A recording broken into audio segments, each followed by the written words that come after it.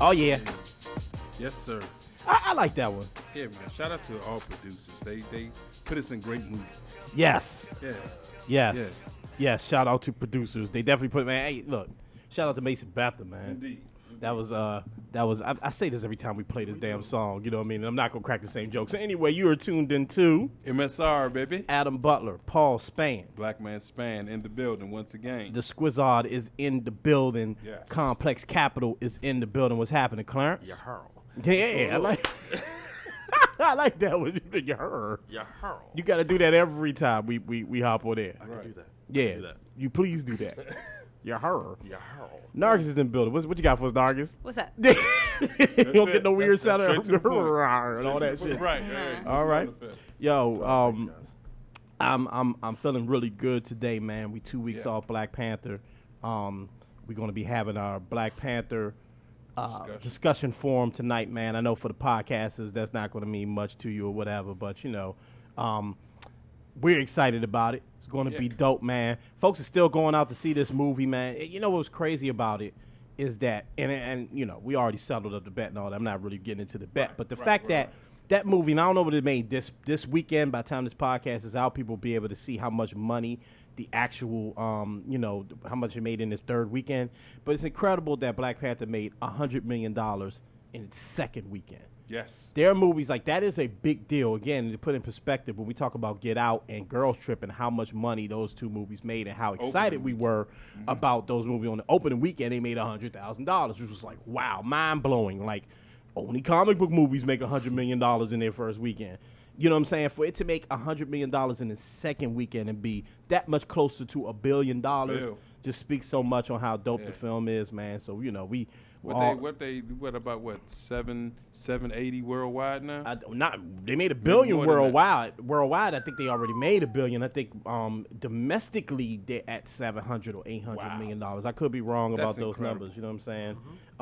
What up, Ronald? Thank you. I got my little Facebook Live going or whatever. There we go. Good job. Yeah, but yes, we're super proud of that, man. We're super proud of all the Black creators. We're gonna be talking about a couple of those people today, man. Lots going on. P, how you feeling today, brother? I'm feeling great. And real quick, I just want to give a big shout out to our city of Washington, D.C., man. They're doing something big for our mayor for life. Mayor for life, Mr. baby. Marion Barry. They're going to be getting ready to put his statue up, man. They already did it. Yeah. It started at 11 today. I just want to, big shout out to DC and all. I mean, you know, all of us, we love ourselves some Marion Barry around here. Yeah. You know what I'm saying? Good, bad, and different. He did a lot of great things for this city. Plenty of great things for the city, and, you know, and then just shout out to that, man. So it's just it's always some wonderful things going on out here in our area. Didn't mean to cut you off, man. I just wanted to echo that point that plenty of great things for the city, and I think Marion Barry is, you know, gets a black eye because of one, you know. Look, anyone that knew Mr. Barry knew that, you know, Marion was a funny guy. You know what I'm saying? Like he was a entertaining guy. Like if you ever, I've had the pleasure of meeting him a couple of times, and he's a funny dude. Like in person, he was 100% real himself and real. Exactly how Dogs was 100% himself. So you know when you heard about some of the things that went on during the '80s, you weren't surprised by it, but. You know, I think that he gets a bad rap nationally because we all know what happened. We don't have to go into the situation that Marion Barry went through. But here in the District of Columbia, in the DMV area, because it's not just the District of Columbia, actually, it's funny. And shout outs to Unique. She had a Black Panther discussion forum this last Sunday I went through at the Dream Village. Shouts to the Dream Village, man. No doubt. A wonderful thing. Check out the Dream Village if you're in the D.C. area. And they were talking about how PG County had the mayor of Hyattsville there, and she was saying how PG County is Wakanda, and what she was saying, and we're gonna bring that up tonight too. What she was saying is like how like there's so many young, prospering Black folks and generations of Black people that are doing great things that you could say we could start talking about how we can start building Wakandas, right? Of course, you know, not like the actual fictional Wakanda, but like flourishing African American communities, and then also start recognizing the Wakandas that already exist. So I bring that up because Marion Barry was deeply responsible for the success that happened in PG County, because what he did was he opened up a lot of those government jobs for African Americans. He employed a lot of African Americans, and the downside to that was you had the Black Flight of the '80s. So a lot of people moved to the county. They moved out of Washington, D.C., moved to the Right. county, and that causes a problem. I'm not putting that on Marion Barry, but that caused, eventually a problem 30 years later. Right. However, what it did was it made PG County the richest black county in the nation. Yes. Right, so not only did he help DC flourish, and he did, he also by default helped PG County and the Flourish outside, also. Right. outside counties of Washington DC, the suburbs of Washington DC flourish Right. just by offering people jobs and offering people opportunities, man. So for me, just real quick, I got my first job through the Marion Barry That's program. right, through So DC I public will program. always honor Marion Barry no matter what kind of troubles he may or may not have. Marion Barry in DC is a hero. Go for it, P. And he will always be. And just a tidbit of info on Mr. Barry, man. Don't think that all of his work for the community started for him as a mayor. No. Like he's Yeah. directly in the forefront of everything that has to do with the civil rights movement. Yeah, Like yeah. any person, any pioneer that you can think about, he's directly intertwined with making these things happen. So that one little tiff or that one little whatever that may be on his blemish, it definitely does not outweigh all of the great things that he did and the great man that he is. Wasn't he like the first president of SNCC or something like that? Like, Yes. in college? He may have been. He was in SNCC for sure. Why you look that up? He was Yeah. definitely in SNCC. He's definitely one of the young. I mean, him, Henry Louis Gates, those guys. He was definitely part of those young. He was the first chairman. Thank He was the you. first chairman for Yeah. SNCC. Yeah. Yeah, he was like, it was a picture with him and Martin Luther King. I mean, Yeah. he goes back. That's Yeah. what- Yeah, That's what I'm I saying. mean, Marion Barry is a legend, man. dope. Yes. I'm glad you brought this up because Yeah. Marion Barry. Before we get into Clarence thoughts and read a book, like I'm glad we're talking about this because Marion Barry was certainly a legend. One of my true regrets in my media life is that I never got an opportunity to. I never got an opportunity, or we never got an opportunity Yeah. to really interview Marion Barry and have sit down. Yeah. I did produce an interview with him through Easy Street, and it was actually one of the funnier ones. I don't. Well, he said it on air. It's funny because it's when the documentary was coming out on HBO Yes. about him. And I wonder what's up with that young boy he had in that documentary too. He had this really bright young man that he was kind of keeping around him, saying like kind of like grooming him. I wonder what happened to him because he would be probably like 24 at this point. Right. That's neither here nor there. But Easy was asking him about the documentary, and he asked him about that situation. This is not to disperse the man's name or talk down about him or anything, but I just found it funny going back to how real he was. Easy was like, man, what was going on there, bro? He said, Easy, you know what I was trying to do, bro. And I just remember really appreciating, like, bro, the man, he's real. He always kept it 100 about what was going on with him, about his flaws. He admitted that he had some issues, and because of that, I believe that's why he was able to have a second and third political life in Washington, D.C., because we always appreciated how authentic he was. Go for it. Exactly. You can tell that he truly cared. That he truly cared, like completely cared about the community that he served, and that like people, and when you're outside of the community, like he will always be revered here. I mean, and we're speaking of him in his exemplary fashion because he deserves it. Secondly, because if you have a relationship with this man, like you say, when we 14, 15 years old, getting our first jobs, doing African dance, doing like all sorts of things here, directly here in the city, man. Big shout out and thank you, big ups to the city for doing that for the mayor. I think that's Absolutely. always. I'm sorry. No, I think go that's for it. always going to be the key to winning over anybody from this area. Is like you never want to present yourself as though you're high and mighty. Right. You know what I'm saying? Like, Right. especially again from this area, that's like Right. the quickest way that you can lose us and lose the Swiftly. momentum of a crowd.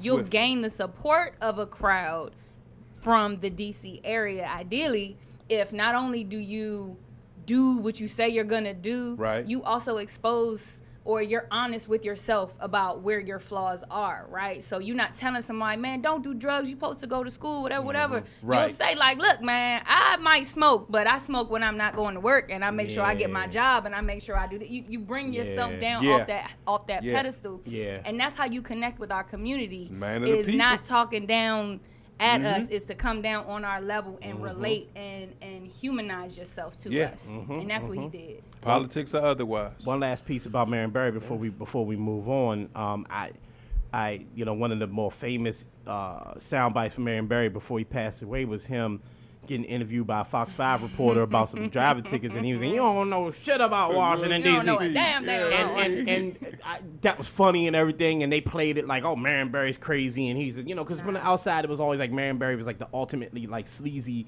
politician. And let's keep it funky. It's not about Marion Barry per se. I met a lot of people that worked around in that area. The DC was a different town in the 80s and early 90s. The way we operated, the things that people had to do to keep peace in Washington D.C.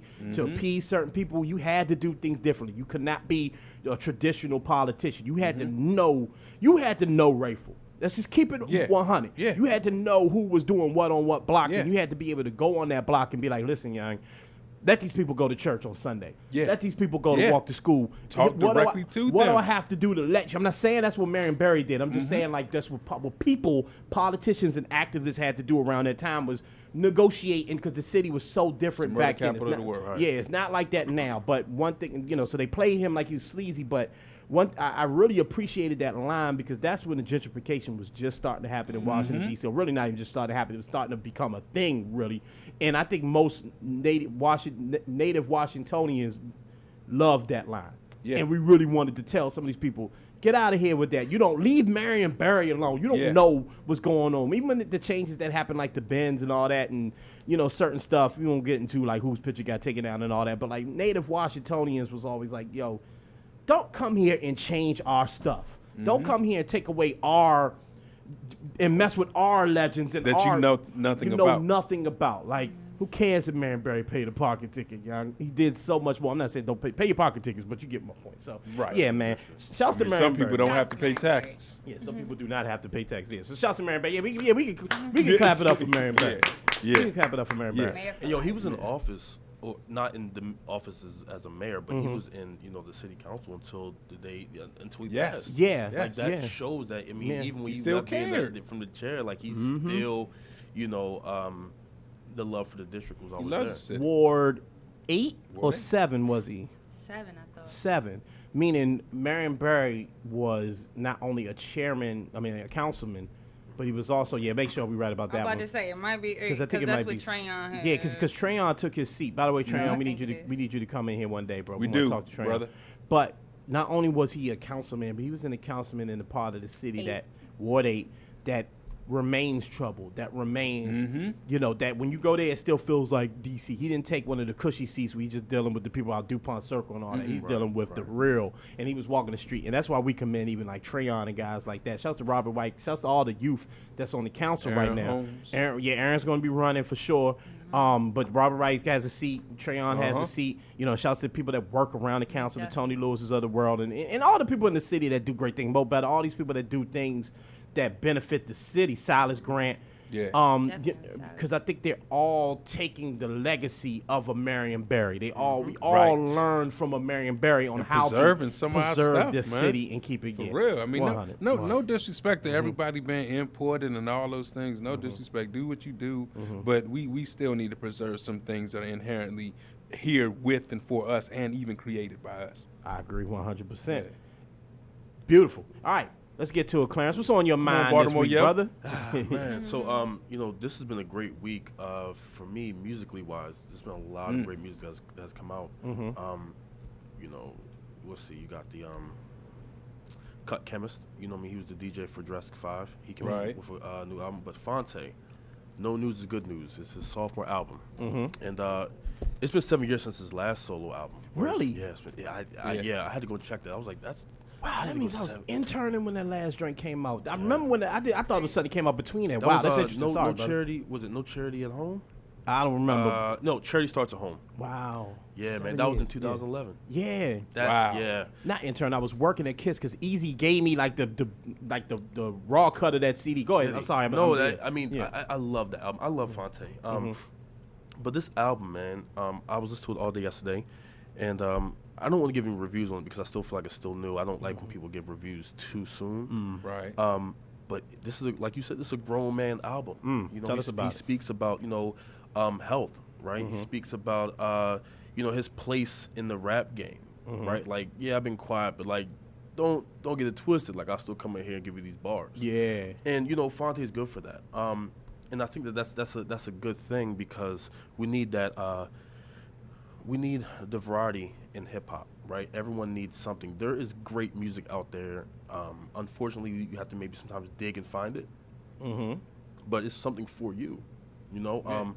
There's new music come up all the time for the young people, you know, for the older heads, right? I mean, like that his album specifically spoke to me about, you know, because he's just divorced like 4 or 5 years ago, right? So like, you know, I mean, hearing the music through that, you know, hearing, you know, about pain, hearing about, you know, these things that we are experiencing as late 20s, early late 30s, and what we're experiencing, you know what I mean, in this world, right? So I think it's great, and so y'all should definitely take a listen to it.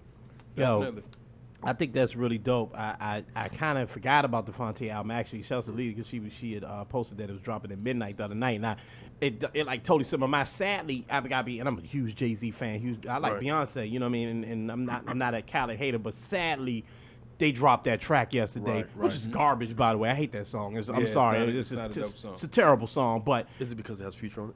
Nah, because I loved I Got the Keys. I loved that song. I used to play I Got the Keys like it was ridiculous how many times I played that song. Yeah, he did love that song. No, it's played out because it's just a played out. Yeah, he really loved it. I loved I Got the Keys. It's just a played out song, and that top back on the maybe like it's. And it's boring and it's bad, but even now we're doing what I said happened, which is it took the attention away from the Phonte drop, because it's like, oh, they you know, Khaled drops this song and it took attention away from a good piece of work. And so even I got caught up in it. I forgot about it because I got caught up talking about it. But I think one of the great things about like the new streaming outlets, the titles, the Apple Musics, whatever, like there's sections that will be, you know, new albums, right? So you can see what fresh this came out every Friday, and I think that, you know, that helps. I guess what I'm getting at is that Phonte deserved a little bit more attention, but that is what it is, right? But I'm glad you're bringing that up, because the content, and we talk about this a lot on the show. We'll just spend a couple moments talking about this before we get to read a book. We bragged about it when 444 came out. We bragged about it when Kendrick dropped, another artist that dare to talk about things that are adult. I'm wondering now, P, I'll ask you, I'm wondering now if that's just, we should stop being, it's sort of like we should ask it about when it comes to black film and such, and black content in regards to TV, that maybe we should get to the point where we stop being surprised that someone is making like a grown man album, and that maybe like now there's just a crop of artists that are in their 40s and 30s that are going to just make adult albums, and we should just come to expect it. I think it goes back to the point that we kind of all of us make. You make it a lot, Clarence and August and all of us, about allowing hip hop to evolve. You know what I'm saying? And per something that you say, Clarence, I think there is a plethora of good music out here, and it's to be seen. We just have to actively go and search and really for people that really want to find your music, stray away from what's being played on the radio and find things for yourself, because Tidal, Apple, they are great streaming networks that put you in. I'm talking about, you can listen to music from all over the place. Right. So it's at a good place, and I think we're going to see a continuance of that. And one more thing for all of our hip hop heads, man, keep allowing things to grow, and let's stop throwing away artists because they're getting older. It's art. People can still make art well up into whenever it is. Until they die. You know what I'm saying? I mean, David Bowie made an album. David Bowie dropped the album as he was dying. Like, I watched a great documentary about that. I didn't even realize that. Like, he found out he was dying and decided he wanted to make one last album and cut it like as he was dying. He was on tour, got sick on tour, found out he was had cancer and was, you know, going to die, and went back in the studio and made my last album. But I also think that even we get a little caught up in that, let this happen, let that happen, because honestly, you know, the youth is always the loudest, right? Yeah. You know, adults and people with bills and shit don't have a lot of time to be sitting ranting and raving online all day, right? No. Unless you literally work in this business, right? So we kind of, sometimes we let the youth dictate the narrative, but Phonte's album is dropping, and the people that like Phonte are going to listen to Phonte. The Migos fans have nothing. They cannot stop that. So even that narrative of like, let art happen, that's why I say, like, I think it just is happening. Like, I think we should just get to the point where we stop being surprised that Jay made a grown album, or Phonte made a grown album, or whoever made a grown album. I think that's just where hip-hop is going, because these artists are clearly not going to stop making music. You know, Phonte is not an old man. Phonte is about our age. You know what I mean? So he's going to make music, God willing. Fonte's going to make music for another 50 years maybe. So, you know what I mean? Who knows? You know, as long as he wants to do it. I mean, I think Phonte, I mean, even with Lil Brother, he's always made culturally relevant music. Right. So I mean, the music has always been very of substance. You know, I think now just because he's a solo artist, it's now a stark contrast from him and, you know, Ninth and Pooh, and now him just being by himself. It does sound a little different, and then also because we don't hear from him rapping often. That's true. right? Yeah. Like we hear from him, you know, when he does an album with Eric Robeson, right? Or he'll do, you know, his Foreign Exchange albums. Yeah. But just hearing him just spit, it's like, damn, I forgot. Yeah. You know what I mean? So Yeah. I think that, you know, I don't know, man. Like, it's beautiful. I love it. Like, I love it. I love it. Phonte, I'm still listening to it. Yeah. I'm gonna get to that. I'm getting that one tonight, man. Shouts to Phonte, man. Beautiful. Thank you, Clarence. Yes, sir. That's what's on Clarence's Good luck, mind brother. this Good week. luck. Now we got to get to the best segment in the entire planet. Entire It's the one that it strengthens our brains and helps us learn things. And it's that another, and it's called Read a Book by Narcis. Read a book. Read a book. But Shout out Bomani. Shout outs to him. What you got for us? Arma. All right, so I'm gonna shout out my little sister for this one because I wasn't sure what I wanted to review. So shout out to Nia. I did. So shout out to Nia because this is actually a book that I referred for her to read because she asked me for a book, and I suggested this. So she was like, "Why don't you review this book?" Because I really enjoyed it. So Ta-Nehisi Coates, his sophomore book entitled "Between the World and Me."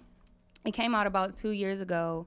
And this one is what kind of put him on the map, even though he had previously written an autobiography called Beautiful Struggle, which is about him growing up in Baltimore and eventually getting to the mecca of going to Howard University, et cetera. So this one is him as a married father who is now an established writer, you know, writing for The Atlantic and so on. And he used this book as an open letter to his son.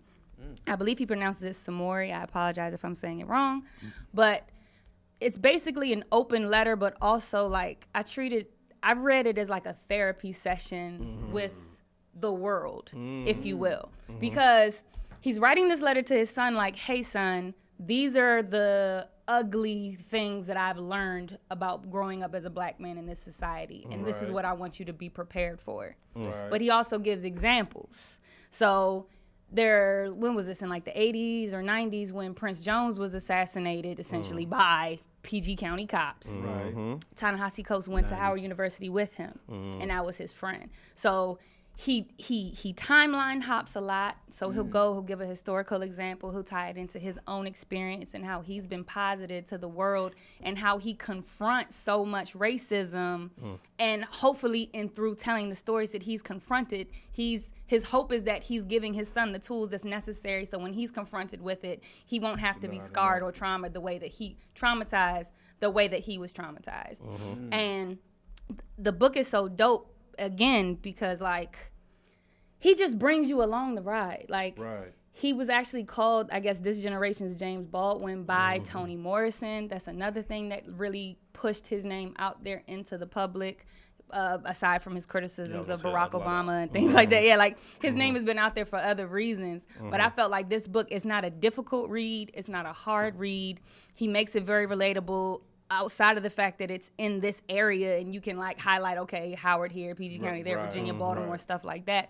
But just how a lot of stuff hasn't changed. Or like I can think of examples where he talks about being confronted with a white woman who like pushed his son. Yeah. So he's having this issue of, okay, I don't want my son to think it's okay for people to put their hands on him, but I don't want to be the angry black man because this white woman put her hands on my kid, so I don't want to create a trauma for my son by witnessing this, but I also don't want this white woman to leave here thinking that it's okay for you to treat people that look like us this way either. So, and he walks you through that process with his words, so I really appreciate him for it. The main quote that stands out for me is when he states that race is the child of racism. It's not the father. And that's the main thing that's always stood out for me. So check it out. Read a book, Between the World and Me. And then after you do Between the World and Me, then get We Were 4 Years in Power and then go back and read Beautiful Struggle because he's just an awesome writer. So. And he wrote the latest run of Black Panther. Yes, he did. And he's going to do Captain America soon. He's doing Captain America soon, which is going to be interesting because right now I think there is currently a black Captain America right now. I think it's it's the Falcon is the Black Panther right now. So that's interesting. So shouts to Ta-Nehisi Coates, man, and definitely read that book. Read that motherfucking book. Read that book. Yeah, man. All right, y'all, we got a lot to get into today. Multi-topic show, as you can see. So we want to just touch on a few things. One thing we really wanted to touch on is something what's up? Real fast, by the way, I just have to say that right now, y'all would love that Mayor for Life, hashtag Mayor for Life is trending on Twitter right now. I love it, man. Yes. Shout out, man. Keep that one. Awesome. Keep that one going, bro. Mayor for Awesome. life, bro. Shout out to Marion Barry, man. That's beautiful. That's a wonderful thing, great, man. And the man. sun is Happy shining for him. outside, so we like that. Yeah. One thing we do on the show is, and we know that you, the listener, the supporter, really appreciates when we kind of recap some of our favorite shows, and you know, we love to recap Insecure, we love to recap certain movies and such. So Atlanta definitely made it come back this week, it and did. boy oh boy did it come back strong, man. Again, Atlanta, written by Donald Glover, is the season is entitled Robin season, and they let you know off Bucks what they mean by that. I was very excited about the premiere of the season. I even did like a top 5. I think I did like, it was either the top 3 or top 5 things I expect or I'm looking forward to seeing from Atlanta. You can check that out on YouTube.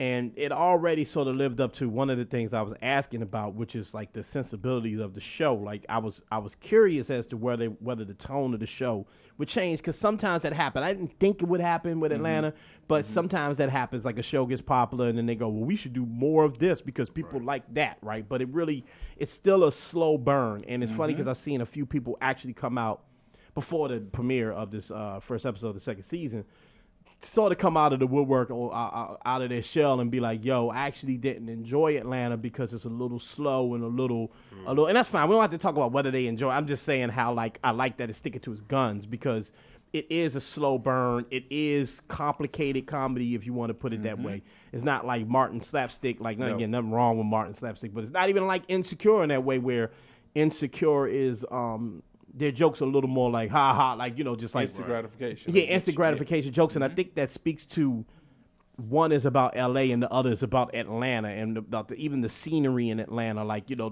it's slow, you know what I mean? Yep. And I mean, I know Nargis knows, she's you know, you're familiar with the A, but like, you know, it's a southern town, right? Even though it's a city, it's a black city, but it's a southern town. I want to jump off though with the first scene, and again, spoiler alert for people that have not seen the first episode of Atlanta. Earmuffs, kids. Yeah, earmuffs, but, you know, hopefully you'll check it out. So go check it out and then come back to this podcast. But I want to start off with the very first sequence, first scene and sequence in the episode, which I thought was brilliant. Yeah. Where, again, the name of the season, and August, I'll start with you. The name of the season is Robin season. Starts off with 2 young men. And what Atlanta has done is set up, you expect them to break stereotypes, right? Atlanta, Insecure, these shows that are out right now. So I see these 2 young men, and first thing you think is, you know, it challenges you. So your natural instinct goes off. These 2 little youngins about to do nothing. They up to nothing. But then they actually set up that, no, they're just 2 regular kids. Dude goes in there, he's talking about at work. Dude get on his nerves at work, and he just want to smoke a J before he go to work. His man tells him, man, look, man, this dude, they got a little setup at whatever the name of that restaurant was. Was that a real restaurant? Do you know? You might Atlanta expert. I don't even remember the name of it. Okay. I don't even remember the name of it. I believe it was made up, but either way, it was some restaurant and some, like, you know, fast food joint. Like if you go into the driveway, you know, you go to the drive-through asking for a number 17, he'll hook you up. Oh, word, we gonna go do that. And they pull up, and, you know, chaos ensues, right? It turns out that they were planning on robbing this place. And I even like that dude was using the AR-15 in that joint. Like, it's almost like, I don't know if that was on purpose. I may be overthinking this one. But it's almost like all the conversations surround automatic weapons right now. I don't think there's any accidents in Atlanta. Probably not. Because the fact that he pulled out. Accidents in that. I mean, yeah. And I just thought that was a great way to set up what could potentially happen in this season with our main characters, but even the fact that like Robin season, we in Christmas right now, Bama's is getting stuck up. You know, what did you think about that, Nargis? It was perfect. Like the opening sequence when they was in the house and it's just like, okay, I'm playing this video game, I'm doing like that was so spot on in just a day in the life of an Atlanta nigga. Like, yeah, let me see your mom gone, let me come in and do this real quick, do what I gotta do, and then move, then step off. But also, yeah, like we about to get a come up. Yeah. Because at the end of the day, it's all about like how are we either gonna make money or how are we gonna not lose money today. That's and maybe get a girl in the process or maybe get high in the process. Like the order of importance might vary depending on the individual. But everyone's to-do list who doesn't have a salaried position is the same every day when they wake up. Yeah. So just to see how quick that thing flipped, but then also just see how dumb you are. Like you walk past all these folks, didn't secure them, didn't tell them to do nothing. You go all the way in the back to find somebody's stash, and you think you about to just walk out? Right. Nah. Like they ain't stopped making guns when they made yours. Nope. Clearly. Yeah. But the ending scene when the young lady got out the car. See, that's what human. That's what brings you back down. That's what human. That's what humanized it because that's what it always takes to get people to think like, oh shit, it's actually consequences to this. Because I'm pretty sure that the audience of the show, along with myself, is like chuckling to myself, like that's what these little dumb ass niggas get. You didn't think this shit through. You didn't properly plan this out, young, because you being a little dumb young nigga that's about to get caught up or whatever. He about to be justified. Then when a girl gets out the car, that just raised the stakes. Even higher. And I love that it was a cliffhanger. Because you're like, well, shit, now what? Yeah, go for it, P. I don't know where is Donald Glover from? Atlanta. He's from Stone Mountain. So this is perfect. So the way that he sets it up, the way Nargis was talking about the conversation, the way that he gives the voice even to where you get familiar with the Southern drawl, where you get familiar with when they say folk and when they say this, that, and the third, right? So when they come in and that opening scene, and I'm sorry if we're giving it away too much. No, I mean, we spoiled it. We said, that's what it is. Yeah. And that opening scene and what Nargis was talking about, you look at it from all sorts of different angles. Because then you think about what Nargis was saying with the young man when he pulls out the AR. It's like, man, y'all little Bammers didn't expect that. But then the look on Cuz's face when the girl gets out, the look with the dude with the AR on his face, where it's like, I'm just out here recklessly doing this because these Bammers are taking my stash. And I could have done something catastrophic. Yeah. Like it yeah. And that when that girl, and Clarence, I'm going right to you, when she comes out of the car, the fact that he was willing to air out that entire restaurant, like without a thought. Without a thought. People in there, co-workers in there, he was spraying that gun, okay? Spraying, it didn't matter. I remember thinking while it was happening, like, damn, the devastation that's going on in this scene, but it took a little girl to come out of that car crying in order for him to realize I'm murdering people, because he could have just let them take the stash and then dealt with it later. Some drugs. All that over over poverty, which I think I feel like, and Clarence, tell me if you rock with me on this one, I feel like that may be the theme of the season, not only just poverty, but getting out of poverty as well, right? And what that bodes. Yeah. Defining what poverty is. I mean, it was a lot. It was a lot to process at the time, because I was wondering, were there any nuances that maybe I might have been missing? Right. When when you saw the young lady get out the car and you hear them say, "Fuck yo, come on, let's go." Right. It's kind of like you heard them contemplating, like, "Yo, no, don't get out or stop." You know what I mean? And then even with that, now you have this young lady that's standing there. One, I don't know the relation of her to the other guys in the car. Right. But one is that that's another casualty with air marks. Like, I mean, with air quotes, like, we're leaving this young girl behind to be able to now identify who we were, or to even, further kind of botch what the plan was. Is she going to tell the police? But yeah, man, you're right. I did see a thread of poverty throughout the entire episode. Even when when Ern wakes up, he's like, yo, you gotta go. He's like, don't you got to auction? He's like, yeah, I watch Pawn Stars also, or what's it called? No, Pawn Stars. You said right. No. It was the Garage Wars. Storage Wars. It's just like that thread of like just coming up in whatever you're coming up in, trying to get that come up. So yeah. Did anybody else catch like when he was at the gas station? I thought all homage automatically. Like I thought to eat when he said it. Like when Ern was getting in the car after he said it was robbing season, and he was like, when you don't eat, or when he was like, when you don't eat in these streets or something. And then he just left it as the ... Like he didn't say the second part, but like I automatically thought like, man, shout out Malik. Yeah, man. Shout out DC. And even like, yeah, for real. You never know really, but and we're gonna get into the plot line of the show, which was funny as hell. But the theme of poverty within this show, even the way Earn eats, like he's always eating junk food and he's always eating like potato chips or something. Like he's clearly homeless. He doesn't have a place to stay.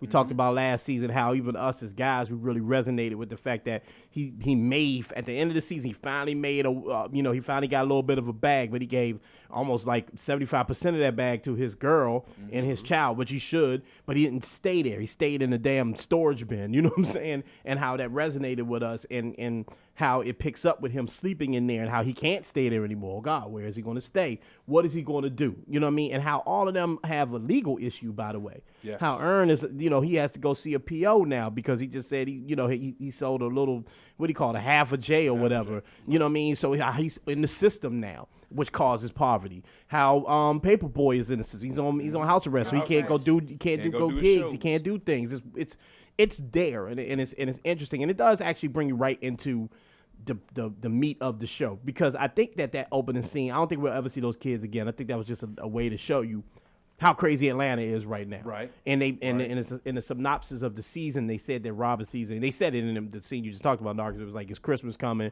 people trying to eat, they desperate right now, people just out of their minds at this moment. Right. And that happens in most, cities.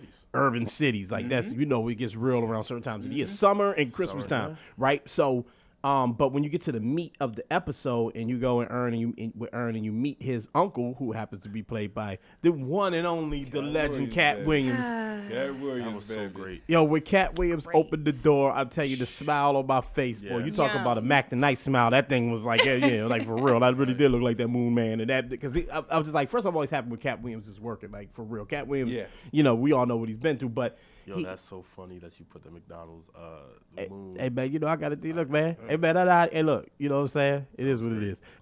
No, but when you get to the meat of the episode, you meet his uncle, and his uncle's in there having we're not sure if it's a real domestic disturbance or not. It sounds like just a hood ass couple just doing some hood shit, right?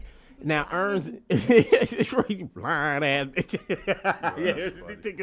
He said, "You drank that 50. I ain't never drank 50 in my life." Over $50. I'm saying it was over $50. Over $50. No. Actually, It was the principal. Actually, It wasn't the $50. may I backtrack a bit? I'm so Alligator sorry. Man. I'm sorry. May I backtrack a bit, because I actually skipped the funniest joke of the show, and one of the funnier jokes they've done on this show, which is Florida Man. Yeah. We did. We skipped completely over Florida Man. Okay, so what's Florida Man as told by identified Darius. by Darius? I love Darius. First of so Florida Man, and Earn asked him what is Florida Man. He said he starts giving all these examples of Florida Man doing something treacherous in Florida. Florida Man beats up a flamingo. Florida Man walks into his Shoots unarmed black men. But that shit is hilarious. Because that is how it's written in the paper. Yes. That Florida Man does It's this. a Florida one Man individual this one dude just doing this shit. Florida Man. I just thought that was brilliant. Now to take us back to the actual, plot of the episode. So he's in there with Cat Williams, and we open this up to anybody that had anything I missed. I'm not trying to go through every step of the episode. I'm just talking about what stood out for me. When you go to it and he's trying to talk his uncle, the police show up or whatever. He's trying to talk his uncle into like, yo, just go out there and talk to him, man. You're not going to go to jail, man. I'm telling you, what do you think is going to happen? I don't need to shoot. He's like, I ain't got no shootout. I'm not Florida, man. I'm like, yo, that actually came back because And people. then he looked at Darius like, Right, yeah. Told you, nigga. Right. Try to tell you, bro. Right, trying to tell you about Like, Florida. you guys stay Hey, woke. Florida Man's outfit was awesome, by the way. Yeah. Just this nondescript White dude. white guy. It's just like the man from like Menace to Society. Yeah. Oh, don't be a menace. I'm sorry. Right. It was like the man. Right. Like that's who Florida Man Shorts was. and those boots. With the boots on and the Steve Austin trucker hat, with fatigue joint, looked like Duck Dynasty, scary racist person basically Right. was the dude. Yeah, and then the reasoning was, to keep black people out of Florida so they won't So vote. they won't vote. So they won't vote. Yeah, right. It's like, yeah, man. But I just that part stood out for me. But what do we think about the whole? And we're gonna spend a couple more minutes on this, and we're gonna move on to our next segment. But what do we think about even like the whole dynamic between Ern and his uncle, and how even when he said to his uncle, like, yo, at the end of the day, I don't want to be like you, someone that everybody knows is smart, but you just let things just happen to you. Like, what do you even think about, even when we speak about this we think this thread line, this plot line of poverty that's going around? It's the subtlety and the humor, but even in it and the life lessons that it bodes, right? So you think about the beginning of that, and he's trying to get his uncle to go outside. Of course, none of them want to get shot up. We know how certain things can end. But you think about the line that his uncle said to him later on when he said, "You know how not to end up like me? Get rid of that chip on your shoulder." You know what I'm saying? So and it brings everything back full circle, so that like the brilliance of using both comedy to depict like real life situations, and then to bring it back, like we're laughing, you know, there's a alligator in the episode, but nonetheless the ending point of it, with all the comedy, with all the humor, with him giving a gun and all these other stuff, he says to him, "You know how to avoid being like me? Get rid of the chip," which I think is indicative of a larger message. I don't think he was just saying you directly. I think he's saying as a full overall, like get rid of the chip and go out and get it. Yeah.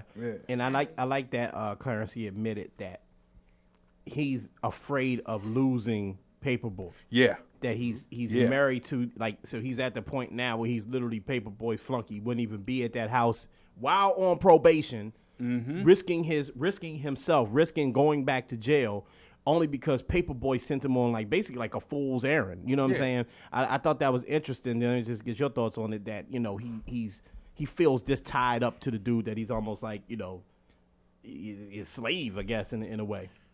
Yeah, I mean, I don't know exactly if the reason why they're on house arrest is because of that, what happened in the first season. I think that's what's going on. Right. So I don't know where like the blame, if there is. There, right. But basically it's like, yo, I need your handles for me because you're out. You know. And I can't leave that. And I can't do it. Right. Yeah. And I think Darius had to take him. Had to take him over there. So, you know, don't think too hard. Right. it's because I'm trying to. I hear the gears. I hear the gears like turning from here. Florida man. Right. Alligator man, Florida man. No, it's because like I'm trying to Florida man got your tongue? Right. Probably. Shit. So I'm trying to separate everything that was happening in the episode, right? And right. Trying to keep things in perspective. So I think that, you know, he is afraid of losing because that's all he does have. He doesn't have his family and his girl anymore, right? I mean, he's sleeping in he don't got no job. Storage, right? Yeah. You know, but that's where he got to a certain place in life because of Paperboy, because of his cousin. And I think that, you know, the way he was like just open with it, which I thought was very brilliant. Right. He didn't beat around the bush. He wasn't like, nah, you know what I mean? That ain't the case. He was like, yo, I'm afraid of losing him and turn into you.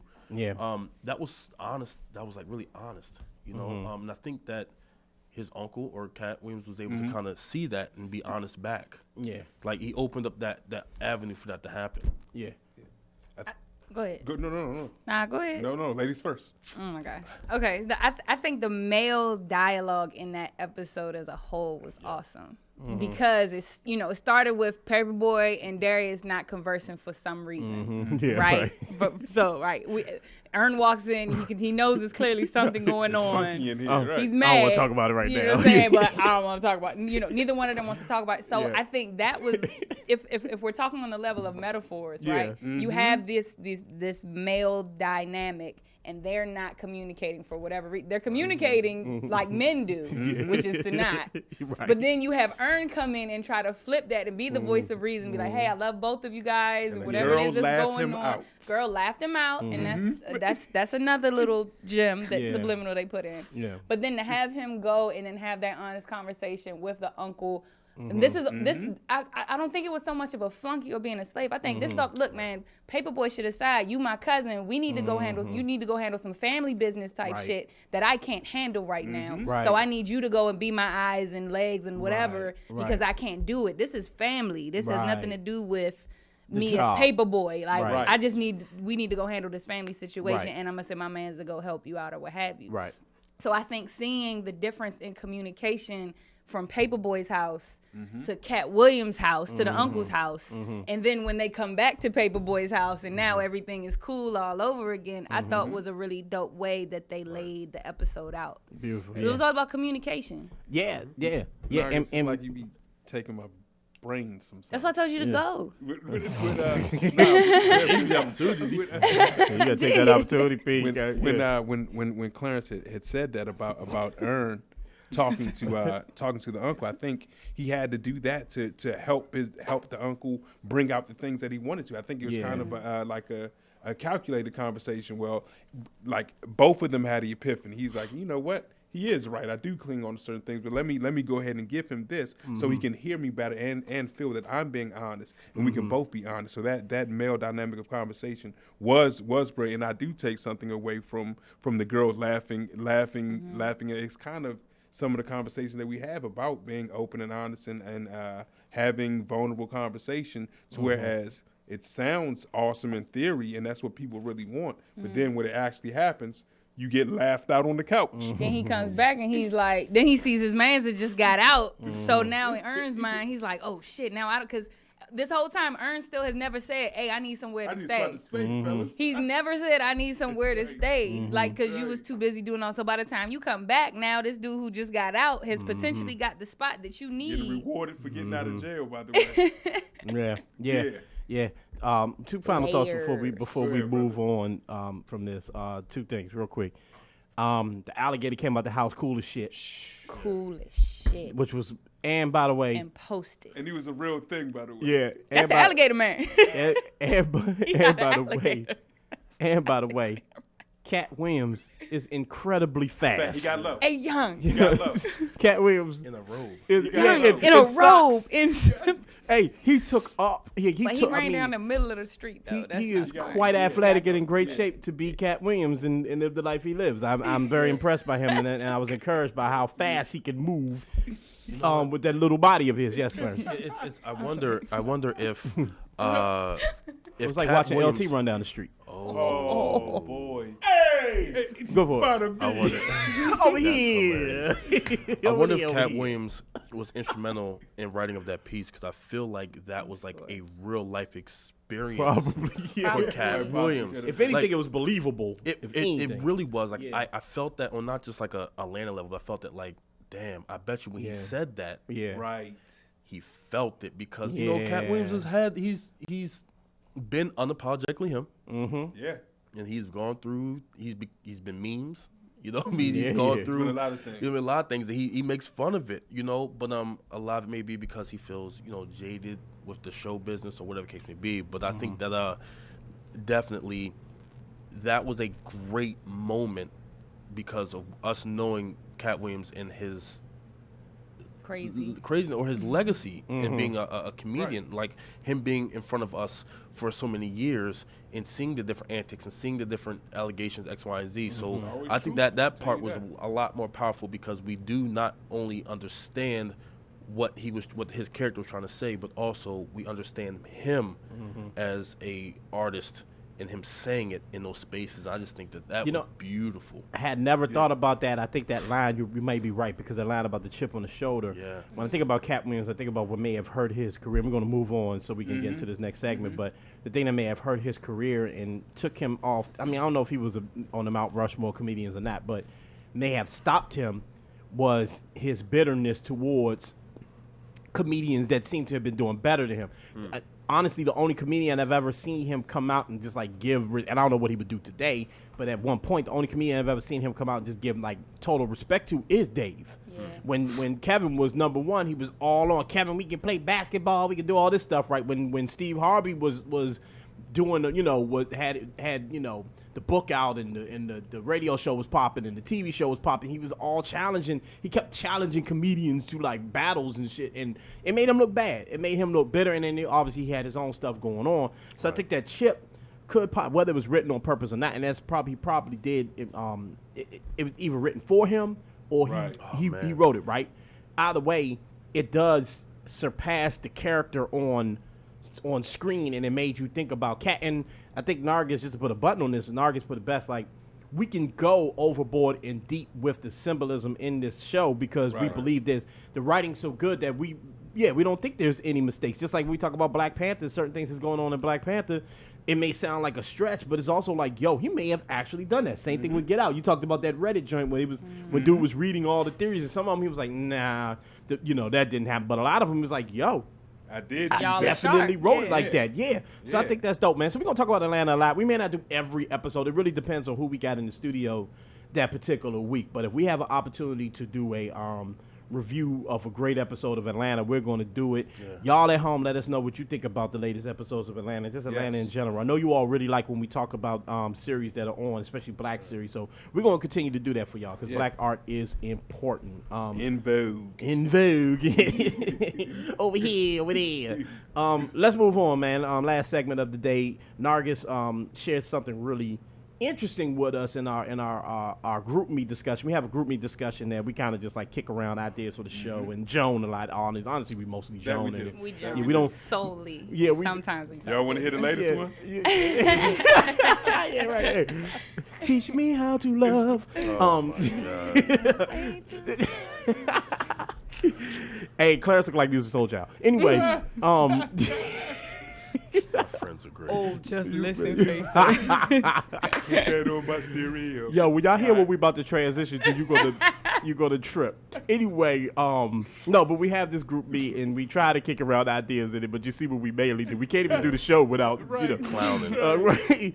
But Nargis shared a interesting article about something I know that I've always been interesting, which is the say it for me, please. The Kearny Commission. The Kearny Commission, and I'm gonna let you explain what that was, but I think this was valuable for our listening audience, man. It's something we touch on a lot. Go for it. So 50 years ago, the National Advisory Commission released a report to President Lyndon Baines Johnson at the time, and they named white racism as the key reason for pervasive discrimination in employment, education, and housing when it came to the state of the African American at that time. Yes. Right?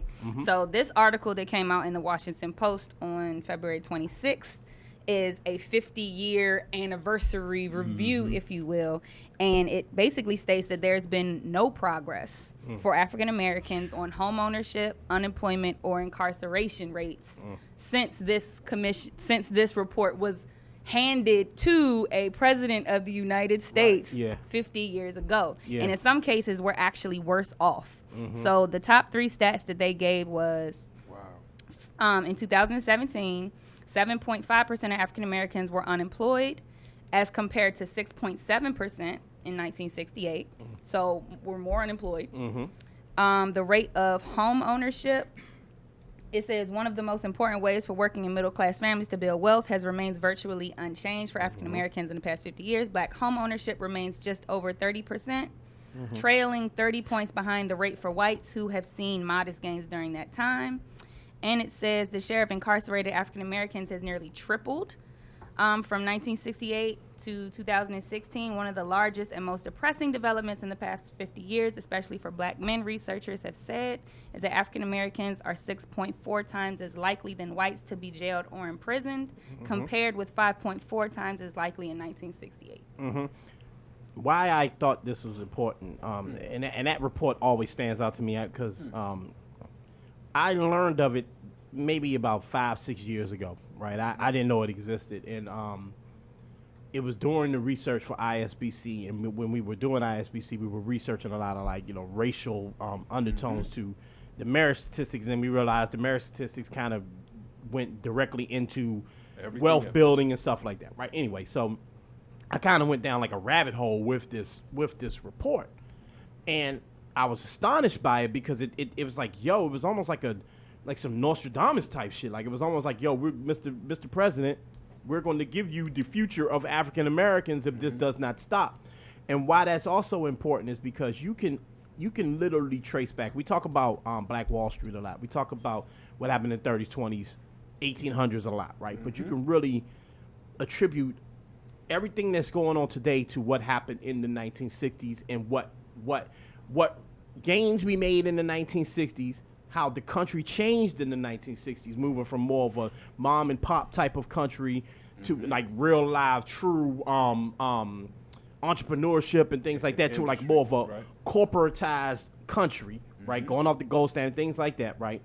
Gains that we made in the 1960s that were destroyed in the 1970s and 1980s on purpose, right? Yeah. So every little gain we made in the 60s, whether it be a political organization, a grassroots organization, or whether it be an actual law, right?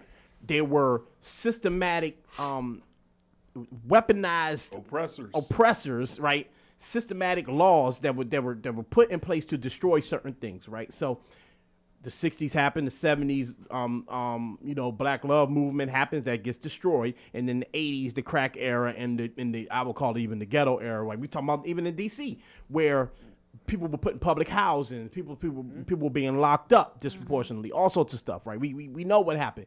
The reason why I thought this was important is because no matter how many times you show people this, no matter how many times we tell people that there is a direct link to the oppression of black folks, they tell you it doesn't exist. And when Nargis is telling you, and I'm sure our audience is hip, so a lot of our audience, I'm sure some of our audience knew about this report. Right. What Nargis is telling you is that Lyndon Baines Johnson, the guy that took over for John Kennedy, okay?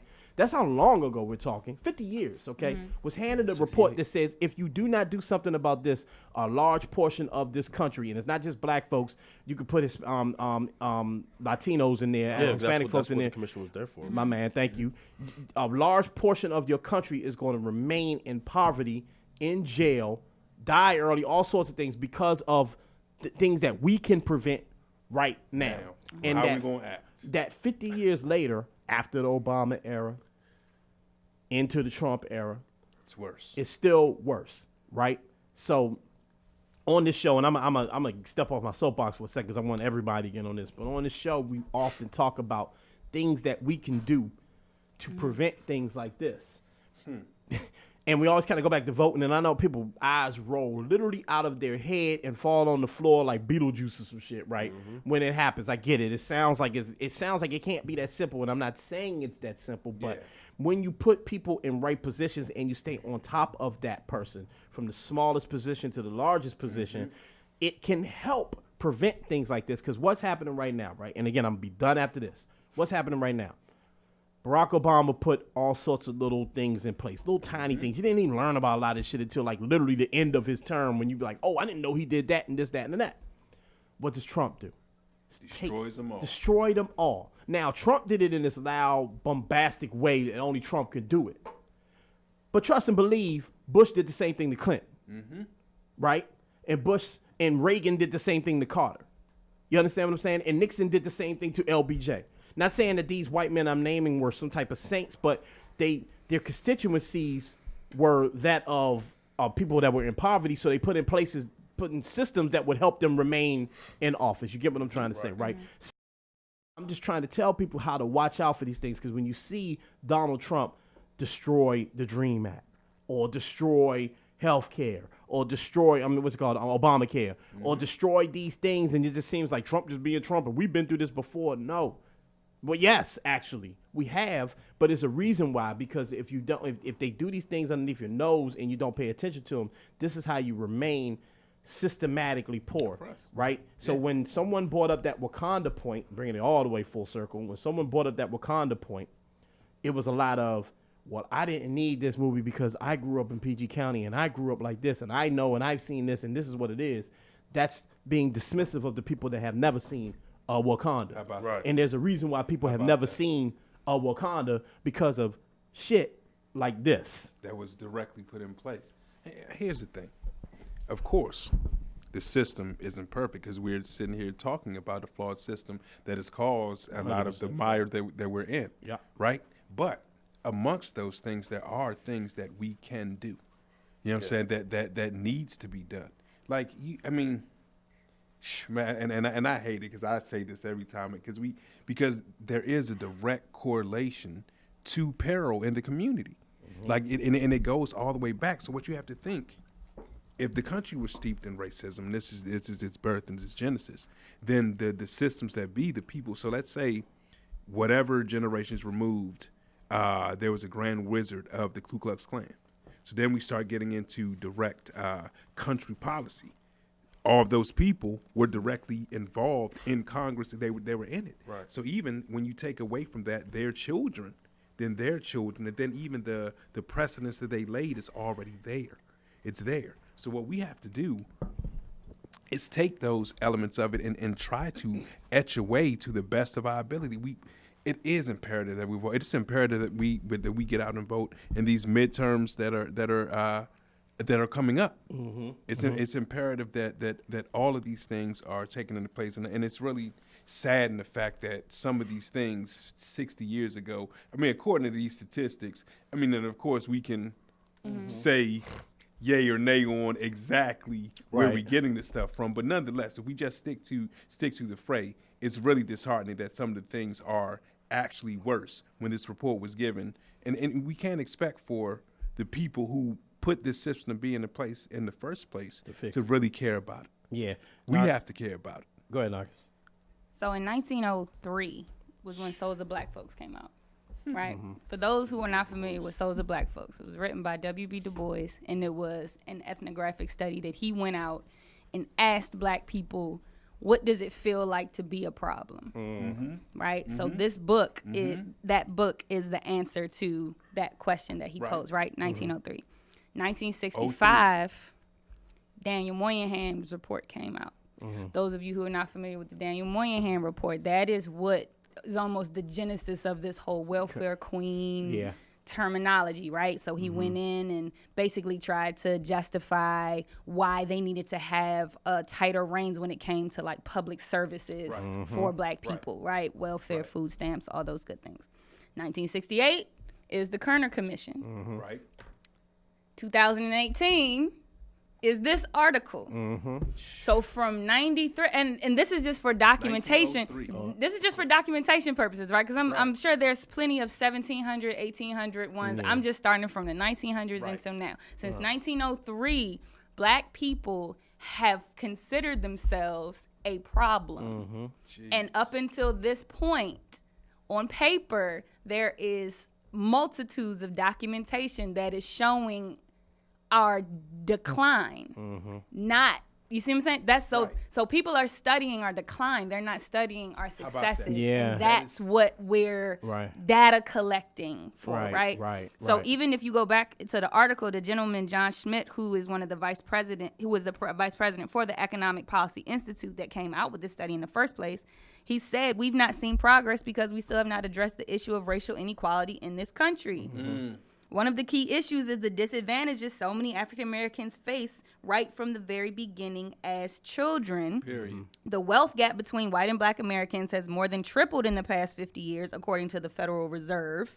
Today, the median net worth of white families is $171,000, and it's 10 times that of Black families. Mm-hmm. It says what Black families have accumulated is negligible when it comes to the amount of money needed to meet basic needs during retirement, to pay for children's college education, to put a down payment on a house, or cope with a job loss or a medical crisis. Mm-hmm. Mm-hmm. Wow.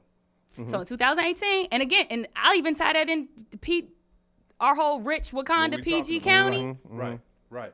How many people are actually, that whole Wakanda PG County thing, young, I see people to keep up with. I'm in PG County, so I'm wealthy, so I got it this. You'll go in foreclosure because you feel like you got to keep up with this ideal. Like I don't want to present like we struggling like we really are, because we have Obama, we have Jay-Z, we have Beyonce, we have Oprah. Like we're successful. We don't want to actually let the world see how fucked up we really are on paper. It takes someone else who ain't even Black to write an article to put that shit in our face to make us actually be honest about where we're really at in 2018. Yeah.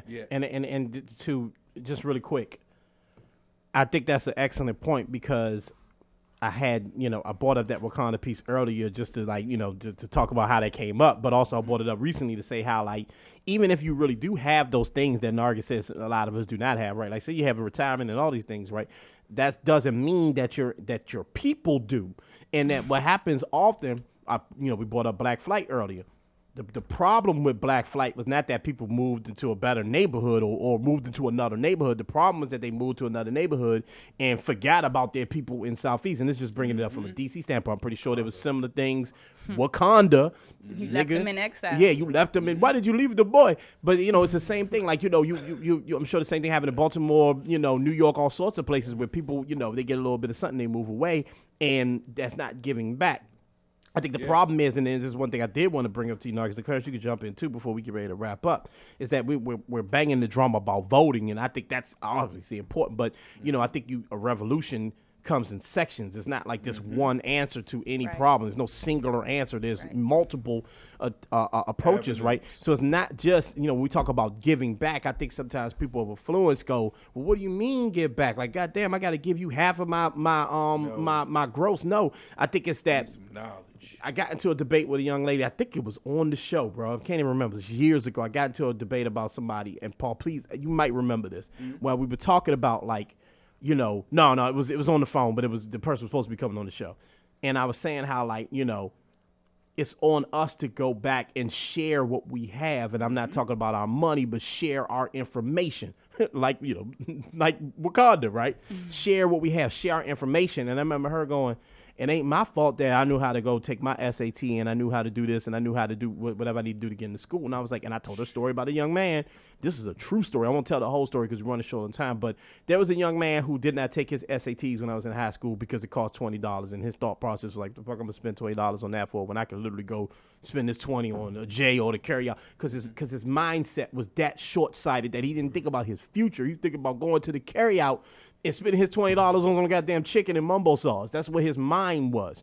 And it takes a person with knowledge and access to go, yo, let me hip you to some other stuff. Let me hip you to some other things, right? So I think that the people in Wakanda, right, the PG County, Wakanda, whatever, Waldorf, whatever, right? The people that move away and get away, and they only go when they got to go visit their grandma every once or 2 weeks or whatever.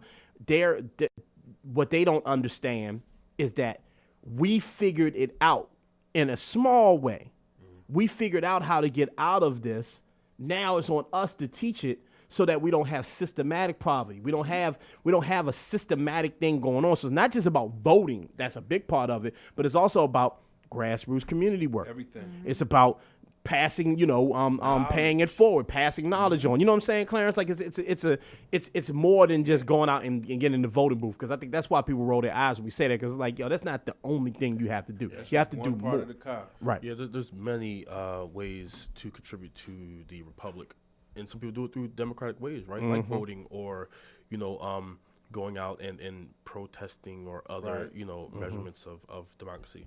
I think that to Margaret's point, a white man writing this article, right? No, it was an Asian lady. Oh, Asian lady. Okay, so wait, what article were you referring to? Were you referring to the study? I was referring to the article that came out in the Washington Post that was written by an Asian lady, but like the Daniel Moynihan, that was written by a white guy. That's what you're talking about. And the Kearny Commission, that was submitted by a white guy. Right. Y'all said it, man.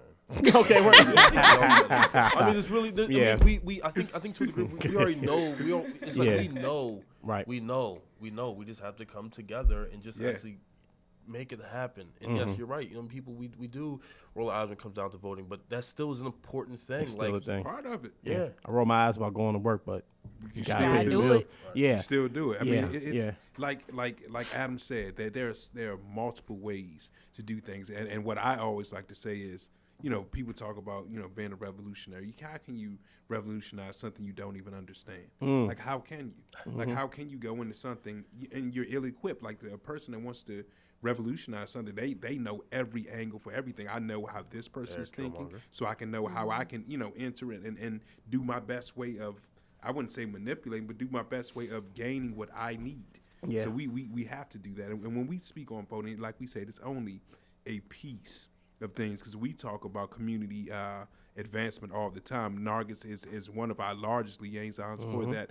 and post up multiple times the ways that we can do things, and there are people out here doing it. So we need to gravitate towards it and attack this problem, because it's not even a 50-year-old problem. It's a centuries-old problem. Yeah, it's old as time, man. And man. So that's why we wanted to bring that up. Again, it's a lot to chew on. We didn't have it's really a whole show's worth of stuff. But I really want to just like kind of crack the seal on that conversation and get people thinking about it, man, because there's so much more that we can do. And as we're in this space where we're loving this film, and me, I come from a media standpoint and an art standpoint where like I see like I can see bigger. We all can in this room. Honestly, we just did it with Atlanta. We can see bigger messages in film, and I think one of the messages that came out of film is like, yo, we are beautiful people. When you scratch the surface, there's so much beauty in there.